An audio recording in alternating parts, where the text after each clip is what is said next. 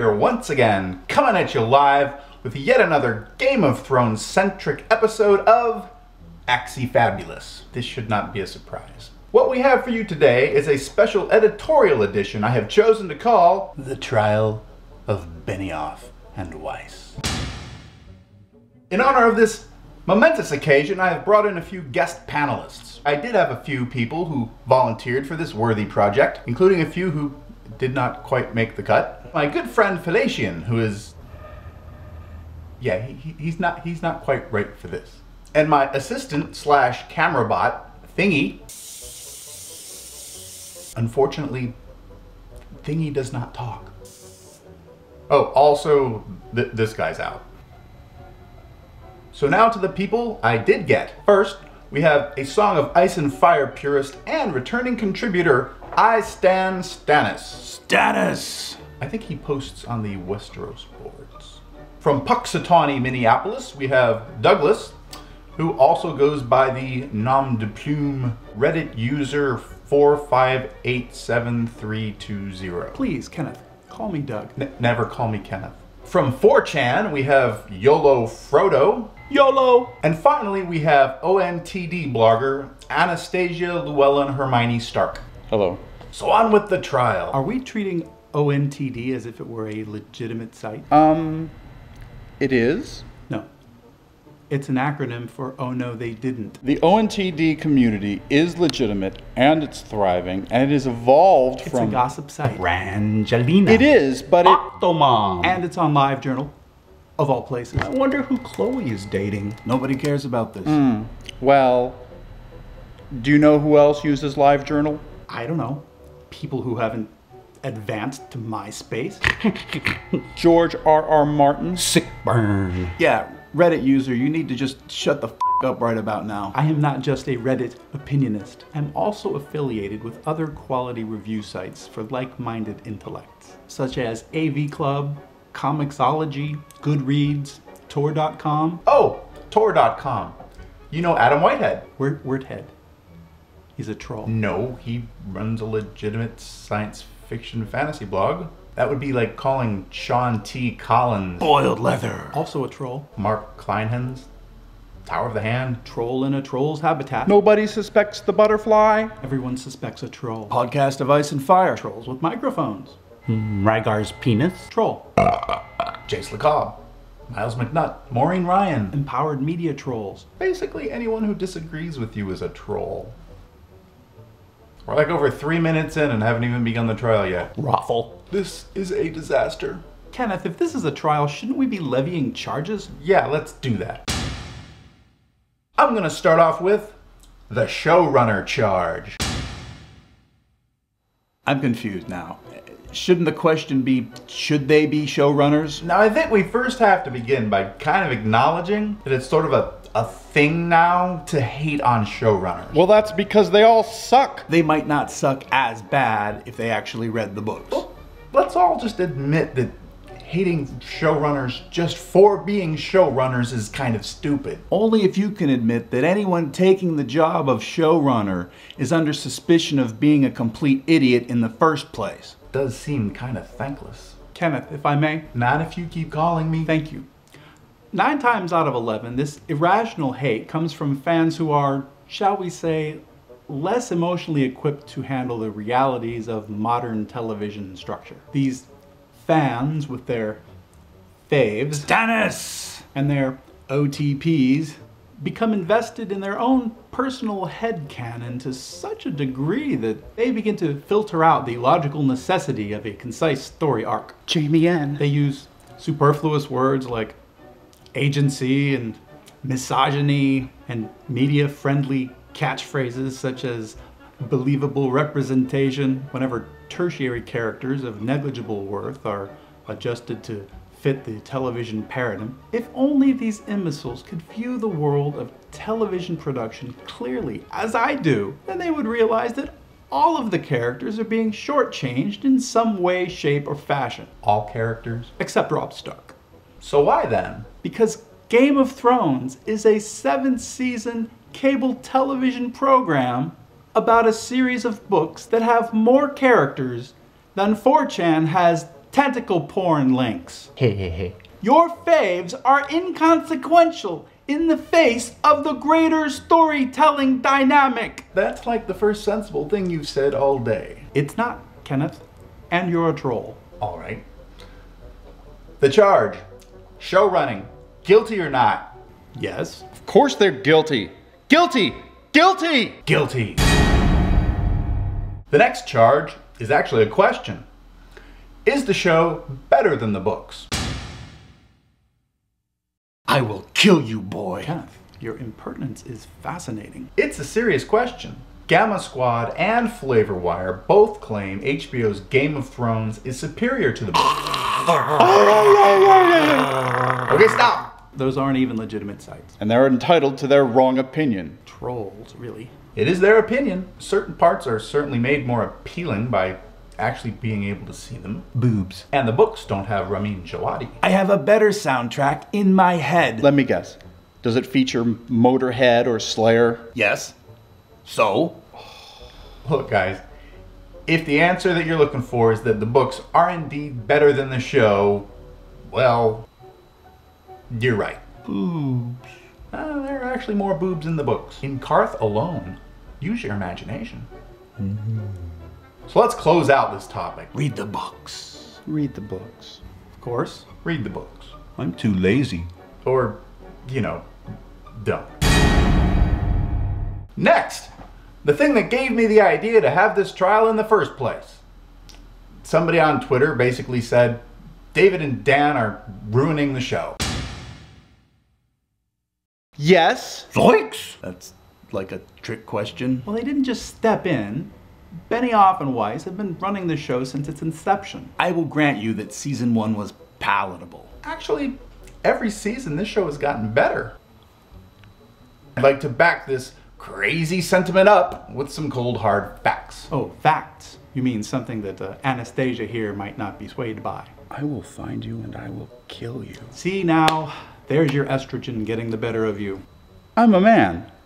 What part of my voice fooled you?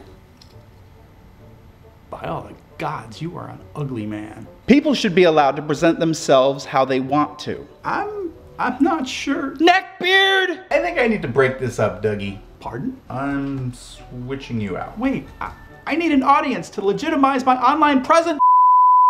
I'm sure we'll see you online at some point.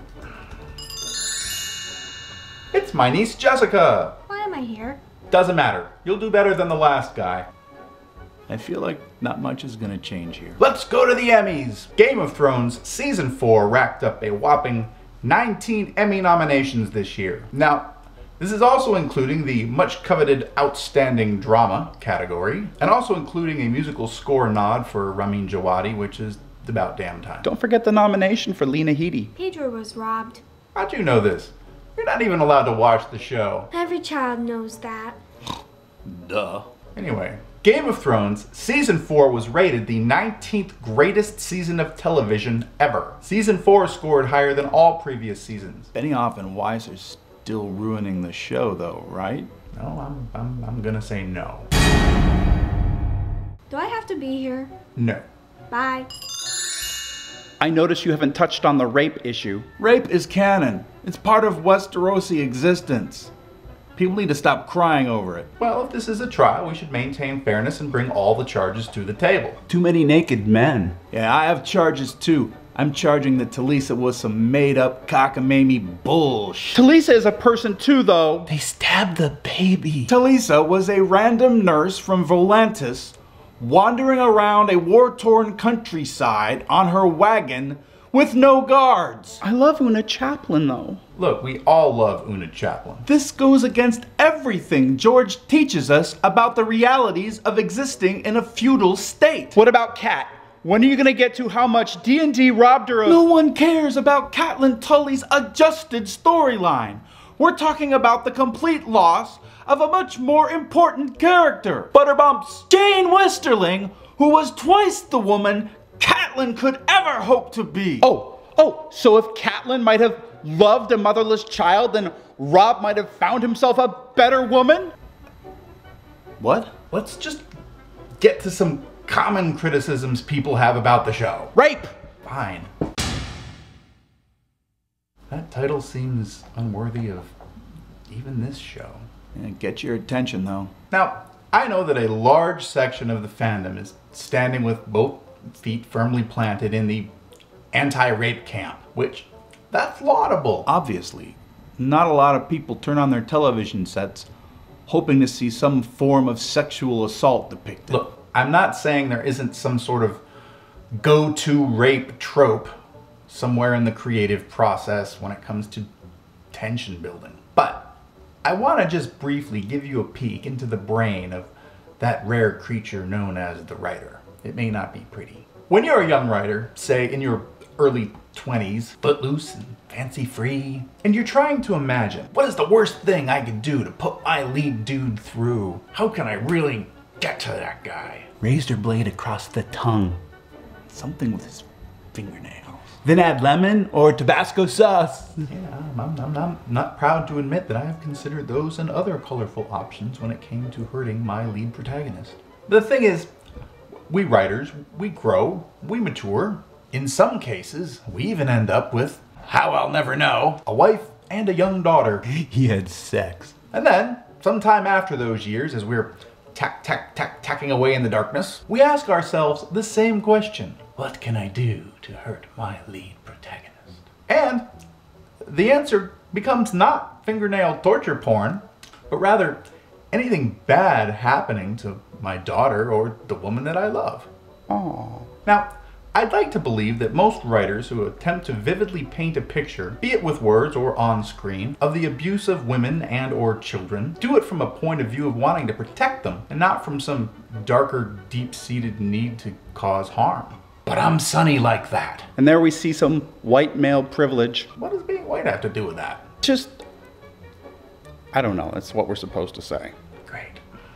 In closing about this whole rape issue, I know it sounds like I'm an apologist for it, and I'm really not. We all, as writers, need to work on having better ways of ratcheting up tension than always putting female characters in some sort of jeopardy. It's something that I acknowledge and that we should all acknowledge needs work on. Now look, I don't know David and Dan well enough to be able to tell you exactly what kind of people they are. Nerds! I know that they have both been, at some points in their lives, dungeon masters, which is usually good enough for me. I have met them.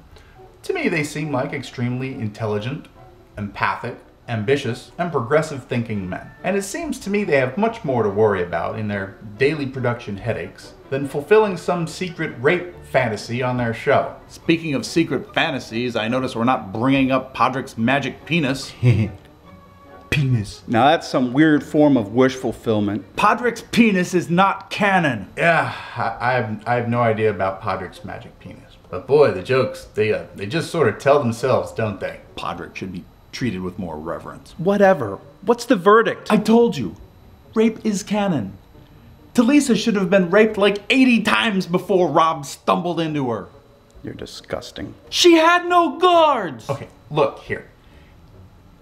If David and Dan are on the rape train, then George is the conductor. The mountain rapes everyone in the books. I can't even. Probably raped his mother and sister before killing them. Kenny! Verdict! Well, the television rule is show, don't tell. So, I should close with this. Yes, you should. Benioff and Weiss gave us Tywin melting down those two swords live in front of us on our television, which was great. They gave us Jaime and Bronn together, the scythe on the wall, Brienne versus the Hound, and not to mention a bunch of other cool scenes from seasons past. So, the final verdict is in. With apology to Neil Gaiman, David and Dan are not your bitches.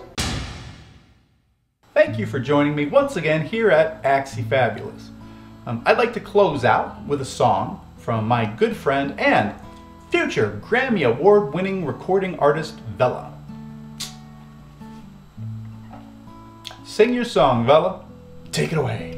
David and Dan are not your bitches. David and Dan are not your bitches. David and Dan are not your bitches. Bitches. David and Dan are not your bitches. David and Dan are not your bitches. bitches. So thanks again, all of you, for joining me here at AxeyFabulous. It's been a great season. I'd like to thank many people. HappyCool for having me. I'd like to thank WatchersOnTheWall.com for giving me a platform to put this on. I'd like to thank Joey. No, not really. I'd like to thank Desiree Proctor and Kyle Maddock for helping me out all season long. As usual, you can follow me at Twitter, XSugar, Okay, hold up. This is not getting the point across. Listen up, moron fanboys. Shut the up about cold hands. Nobody cares. Just like they don't care about Aaron Greyjoy. The damp hair? Really? We're gonna watch a guy be damp? There's some riveting television. Belle the Wilding Princess? Are you kidding me? Strong Belwis? Who even is that? And don't even get me started on the Sand shippers, pedophile enabling cock monkeys. You make me sick. Oh, and one more thing. Ghost Bart. Deal with it. Stupid idea. Kenny, sorry man, you are on your own. I'm out. Where's the door?